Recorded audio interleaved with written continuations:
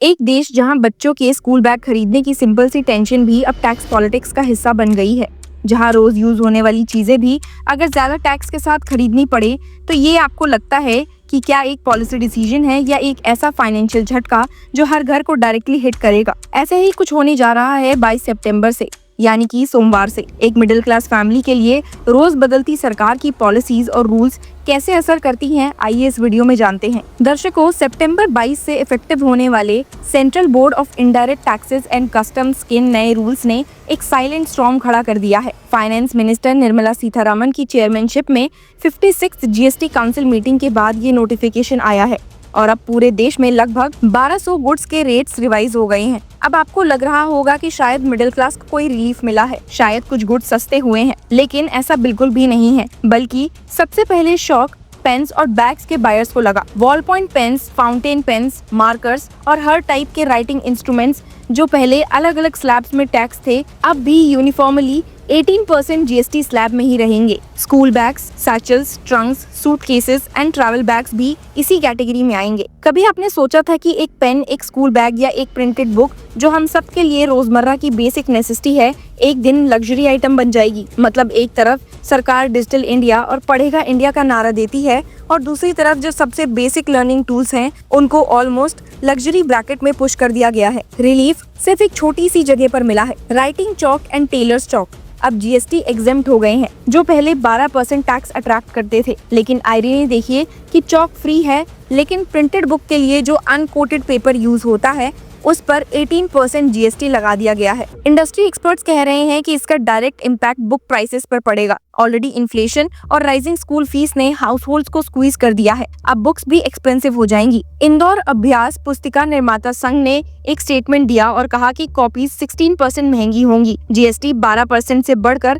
18% हो गया है पेपर पर। डिलॉयट इंडिया के महेश जयसिंह ने कहा, this steps ensures that all formalities are now complete, allowing the business focus to be purely on execution going forward. लेकिन उन्होंने ये भी इनडायरेक्टली एक्सेप्ट किया कि प्राइसिंग को बिजनेसेस को एडजस्ट करना होगा। ईवाई इंडिया के सौरभ अग्रवाल ने बोला है, the benefits of rate rationalisation must be passed on to consumers. लेकिन असली सवाल ये है कि क्या ये बेनिफिट्स कंज्यूमर तक पहुंचते हैं या नहीं। हिस्ट्री यही बताता है कि टैक्स का बर्डन हमेशा आम आदमी की जेब पर ही आता है। जीएसटी काउंसिल की 56 मीटिंग के बाद जो नए चार्ट्स आए हैं, उन्होंने सारे आइटम्स को 7 शेड्यूल में कंसोलिडेट कर दिया है। ऑफिशियली रीजन ये दिया गया कि क्लैरिटी और कंसिस्टेंसी लानी है, लेकिन क्रिटिक्स का कहना है कि क्लैरिटी के चक्कर में बर्डन हाउसहोल्ड्स पर डाल दिया गया है। अब स्टेशनरी आइटम्स एक कॉम्प्लिकेटेड मेज बनकर रह गए हैं। स्लेट, पेंसिल्स और इरेजर्स पर नील जीएसटी, एक्सरसाइज बुक्स पर कंसेशन, लेकिन पेन्स पर 18% का स्लैब अब भी है। मतलब अगर बच्चा एक पेंसिल से लिखे तो रिलीफ है, पेन से लिखे तो टैक्स है। तो क्या ये एब्सर्डिटी नहीं?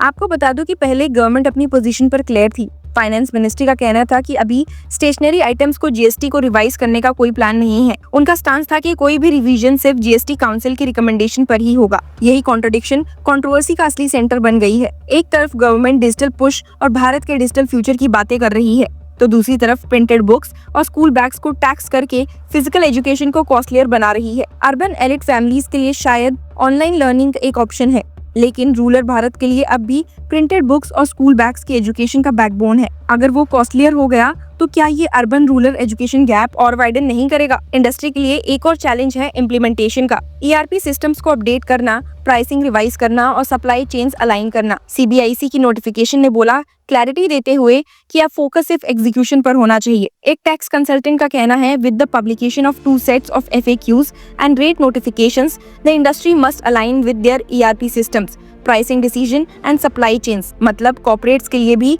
एक एडमिनिस्ट्रेटिव हेडेक है और ये कोई आइसोलेटेड केस नहीं है। अभी कुछ महीने पहले पैक्ड फूड आइटम्स जैसे कि curd, lassi and wheat flours पर 5% जीएसटी इंट्रोड्यूस किया गया था। जब वो प्री पैक्ड आते थे, उस समय भी गवर्नमेंट ने बोला था कि ये रैशनलाइजेशन है और डिस्प्यूट्स रिड्यूस होंगे।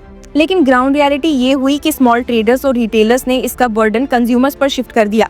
अब वही पैटर्न स्कूल स्टेशनरी और बुक्स पर भी रिपीट होगा। जीएसटी काउंसिल की जस्टिफिकेशन ये है कि नॉन एसेंशियल आइटम्स पर हायर टैक्स लगना चाहिए, लेकिन क्या पेन्स और बुक्स नॉन एसेंशियल है? एक कोलकाता बेस्ड एजुकेशन एक्टिविस्ट ने सार्कास्टिकली बोला, next they will put 28% on oxygen because breathing is non essential if you can pay. Supreme court भी एजुकेशन को एक फंडामेंटल राइट बोल चुका है और सरकार के मैनिफेस्टो में एजुकेशन को अफोर्डेबल और एक्सेसिबल बनाने का कमिटमेंट लिखा है। लेकिन ये जीएसटी रिफॉर्म एक ऐसा कॉन्ट्रडिक्शन है जो सिटीजंस को कंफ्यूज कर देते हैं। आप फ्री राशन देकर एक तरफ सब्सिडी देते हो और पेन्स और बुक्स पर टैक्स बढ़ाकर उस सब्सिडी को वापस ले लेते हो।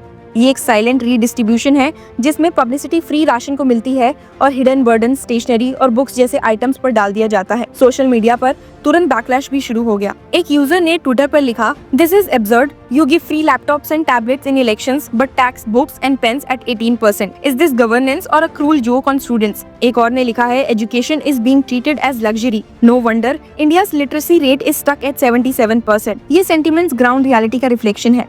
टैक्स एक्सपर्ट्स कहते हैं कि गवर्नमेंट का ऑब्जेक्टिव क्लैरिटी और यूनिफॉर्मिटी का है, लेकिन अगर क्लैरिटी का मतलब बर्डन शिफ्ट करना है तो आम आदमी के लिए ये एक और शॉक थेरेपी बन जाता है। और आयरनी देखिए, luxury watches, James and high and cars पर जीएसटी तो पहले से ही 28% स्लैब में था, लेकिन एजुकेशन रिलेटेड चीजें अब उनके जस्ट नीचे आ गई हैं। मतलब एक और बुक और एक लग्जरी सूटकेस अब ऑलमोस्ट सेम टैक्स ब्रैकेट में है। क्या ये रैशनलाइजेशन है या इरैशनैलिटी? अब कॉमन सिटीजन के लिए सिनेरियो क्लियर है। 22 सितंबर के बाद जो भी स्कूल बैग, पेन या प्रिंटेड बुक खरीदोगे उसका बिल और बड़ा होगा। पेरेंट्स अपने मंथली बजटिंग दोबारा करेंगे, एनजीओज अपना डिस्ट्रीब्यूशन रिड्यूस करेंगे और पब्लिशिंग इंडस्ट्री अपना फ्यूचर क्वेश्चन करेंगी। गवर्नमेंट के लिए ये सिर्फ एक रैशनलाइजेशन है, लेकिन आम आदमी के लिए ये एक सर्वाइवल चैलेंज है।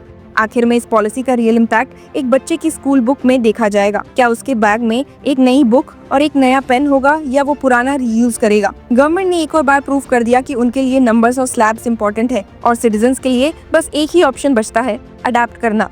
लेकिन क्या एजुकेशन के टूल्स को लग्जरी बनाकर हम सच में एक नॉलेज इकोनॉमी बनाएंगे, या फिर एक और उदाहरण होगा जहां पॉलिटिक्स और रेवेन्यू ने एजुकेशन के असली पर्पस को ओवरशैडो कर दिया? आपका इस पर क्या विचार है? हमें कमेंट्स में जरूर बताइए एंड कीप फॉलोइंग लॉ चक्र।